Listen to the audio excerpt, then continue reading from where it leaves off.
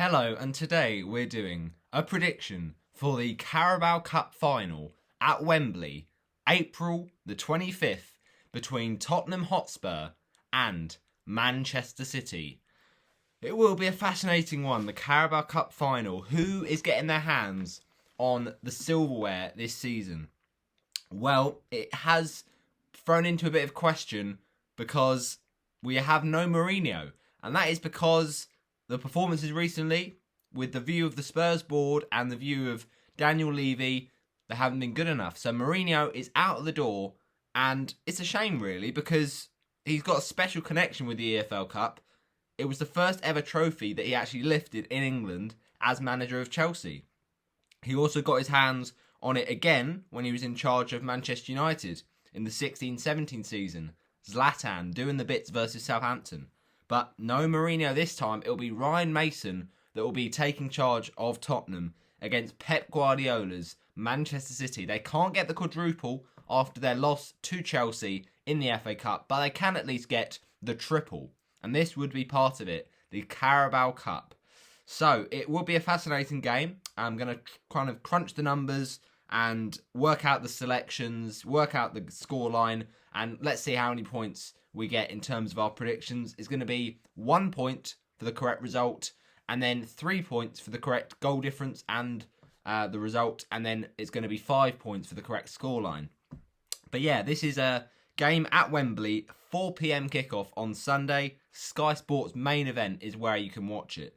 So let's start off with Tottenham. And I've mentioned Mourinho isn't in the team now, and there is the worry for Tottenham fans that Harry Kane doesn't make this game. Now, I imagine that he probably won't play against Southampton, but who knows? He might be risked. He did, unfortunately, limp off after the Everton game, but if he is going to be rested, then maybe there's a chance he comes in for this game against Manchester City, because it is Spurs' biggest game of the season. It's a season-defining game for Tottenham Hotspur in the respect that this season it's been awful in the league. They got knocked out in the Europa League by Dinamo Zagreb. You know, they really have a lot of their season riding on this game. And that's why it was such a shock to see Mourinho get sent out the door. But that's the way Tottenham wanted to do things. And there was some rumours that it was to do with Mourinho's resentment towards the Super League, the European Super League, but apparently that's not the reason. It's just based on poor results and performances in the last few weeks. But it's interesting because I think these Spurs players will feel good about going back to Wembley because it was actually their home stadium for 2 seasons, and they might feel a bit at home because it was where they played when their new ground was being built. So even though Tottenham have actually lost their last head-to-head 3-0 against Man City in February, the Londoners actually are quite good on the break. Their counter-attacking style could really see them get their goals against Man City, because we've seen this season and previous seasons, Man City have a soft spot. They are very susceptible to counter-attacks. We saw it with Wolves when they beat them last season. We saw it with Leeds when they beat them this season. You know, it's happened so often, and ultimately, you know, Spurs, they've got a bit of optimism. You know, it's the hope that kills you, but I think they've got a bit of optimism going into this game because recently they have managed to have enough to get wins over City, and they have won their last 2 home games versus Man City. And although this is technically not home, you could say it's like home because of the fact they had that time at Wembley. So in terms of team news, and it's going to be interesting to see, obviously, if Harry Kane is going to be able to play. But you'd imagine in between the sticks, it's Hugo Lloris because the sheer volume and, sheer, stakes of this game means you don't see people like Michel Vaughan playing. But anyway, the back 4, most likely Serge Aurier, Sanchez, Alderweireld and Reguilon. I mean, Højbjerg and Ndombele, they've actually formed a really solid partnership in that centre of midfield with kind of the midfielder just above that and just in front of that usually being Giovanni Lo Celso. But Ndombele's taken up that role this season, has really done well in kind of switching the play from defence to attack. And, he's been an interesting player this season. Ndombele, he's really improved in terms of performances. He'll be happy about that. Let's see if he can really dictate that midfield against the likes of, Manchester City's Rodri, Fernandinho. It'll be a difficult one. And we'll see what happens, but I feel like Ryan Mason might change things up. Maybe we see Ndombele and Højbjerg play, or maybe we have Lo Celso. It's a hard one to guess, really.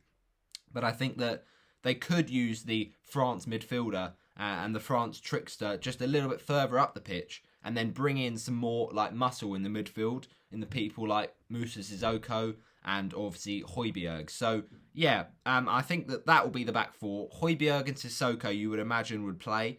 Then Bale, for me, he's had a really up and down season at Spurs. There was so much excitement when he came, but basically the reality of it is he's not got the game time. He's had injuries, he's had frustrations with Mourinho, and now Mason probably will want to play him because he's not going to be at the club much longer, as far as we know, because rumours are he'll go back to Real Madrid, and it's just been a very unsatisfactory and unsuccessful loan move. But at the end of the day, these are the kind of big games we know that Gareth Bale can turn up in and can cause problems.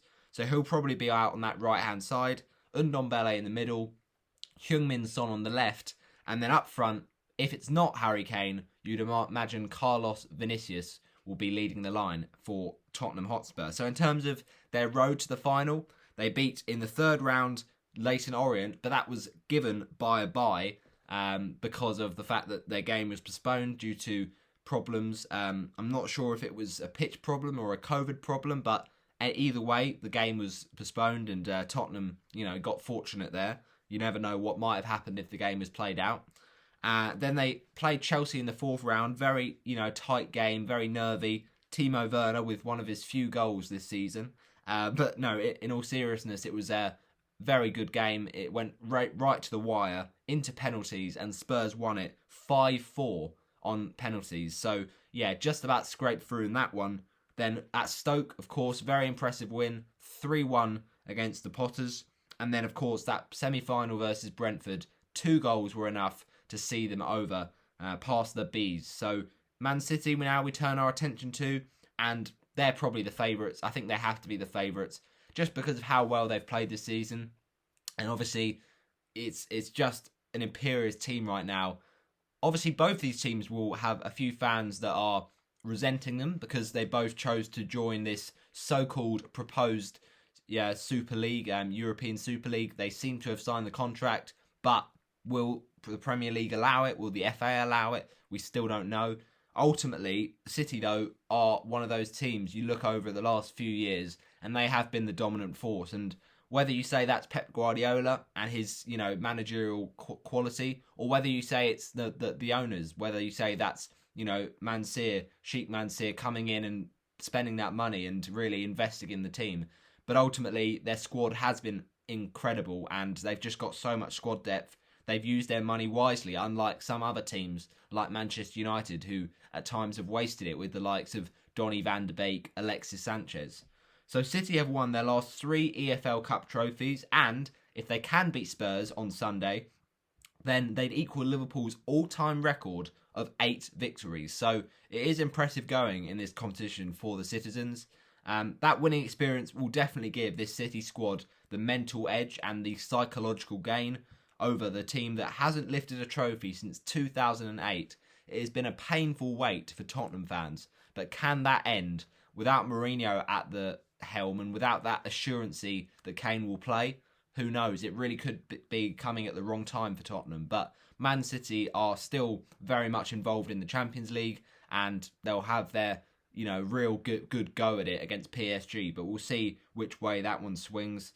Ultimately, though, I think that Spurs are probably going to be really nervous, and that might come at the advantage of Manchester City. So, let's see how it swings. But I think they're easily one of the most informed teams in the Premier League right now, despite that loss versus Leeds.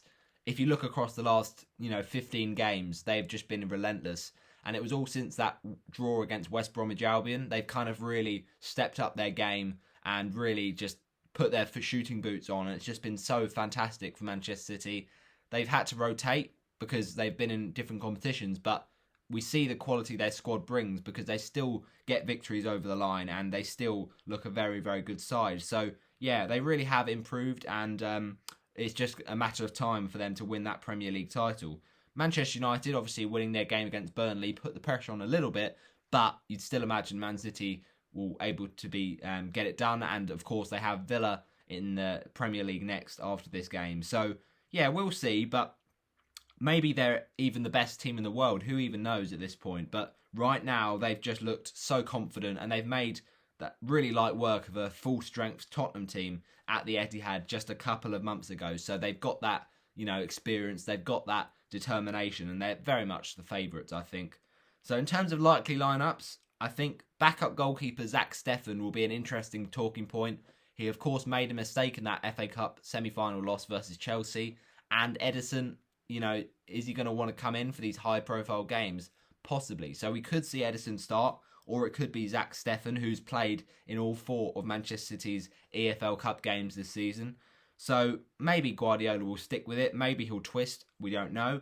Ultimately, though, the people like Phil Foden, Fernandinho, Rodri, they've all played their part really well in this FA Cup, in this Carabao Cup run. So they should probably start. They should probably be key men to watch out for. So I'll probably go with Ederson, but it could be Steffen. Then Walker, you'd imagine. Stones and Diaz have to play for me. Zinchenko on that left-hand side, you'd fancy him to start over Mendy. De Bruyne, that is a bit of a talking point because he went off injured in that game with Chelsea. A really, really unfortunate injury. We still don't know the extent of it, but is he going to be in time fit for this one? He might be. He might not be. It might be a worse injury than we think. We have to kind of wait and see on that one. But it's not ideal, really, for Manchester City, the heart of their midfield. But if De Bruyne is not fit, you'd imagine someone like Bernardo Silva will slot in, or someone like, in the midfield, like, let's try and think of someone. As well as Fernandinho and Rodri, you've got people like Ferran Torres, who could play a bit more of a central role, or Phil Foden, who can play in that kind of attacking midfield position. But yeah, you'd imagine Rodri and Fernandinho do play those kind of really solid midfielders, trying to break up Tottenham's midfield with Ndombele on the other part of the team. And then up front, you've got probably Gabriel Jesus, because Aguero is just really struggling for injury, and it's a sad thing to see. You want him to play all the rest of these games to really bow out for his team, but right now I think Jesus will probably get started up front. And then, of course, Foden, Sterling, you'd imagine one of those on either one of the wings, and maybe Mahrez gets involved. But that is the team. In terms of their road to the final, they've got a very good win against Bournemouth in the third round, 2-1 that one, and then they really did just breeze past Burnley at Turf Moor, 3-0 victory. 4-1 against Arsenal was a real big statement of intent with their win at the Etihad in the quarter-final. And then, of course, that Manchester derby win over Manchester United, 2-0 to the Citizens, and John Stones with a rare goal. So, ultimately, I think Man City will be the favourites, and I think they will win. I think Spurs, they'll be so pumped to get their first hands-on trophy in so long, but City did just smash them in February, and they've got that winning experience, they've got that winning mentality. I'm sticking with Tottenham Hotspur 1, Manchester City 3. And goal scorers in this game, I think the first will come from Son Heung-min, but Man City will hit back with goals, first of all, from the very good player that is, of course, the forward, and that man is Gabriel Jesus. The second goal, I think, will come from Fernandinho, and the clincher for Manchester City, I think off the bench, Riyad Mahrez will make it 3-1 to the Citizens, which sees them win the trophy. Thanks for watching my prediction of the Carabao Cup final. Get your score predictions in the comment section below, and I will shout out the best ones. But let's see which way it swings at Wembley. No fans, of course, unless something drastic changes. I don't think there is. Maybe there is, I don't know. But the point is, I think there is, to be fair, because they had it at the semi-final of the Leicester game. I'm pretty sure there is at the Carabao Cup final. So I think there's 2,000 fans of each club, or 4,000 in total. At least there'll be some kind of atmosphere, I think. But ultimately, whatever the result, it's still a big final, and I think it's the first chance of silverware this season. So, yeah, they'll want to get it done, and let's see if they can get it done. at Wembley. But thanks for watching. Smash a like on the video, subscribe and share with your mates, and I'll see you in the next one.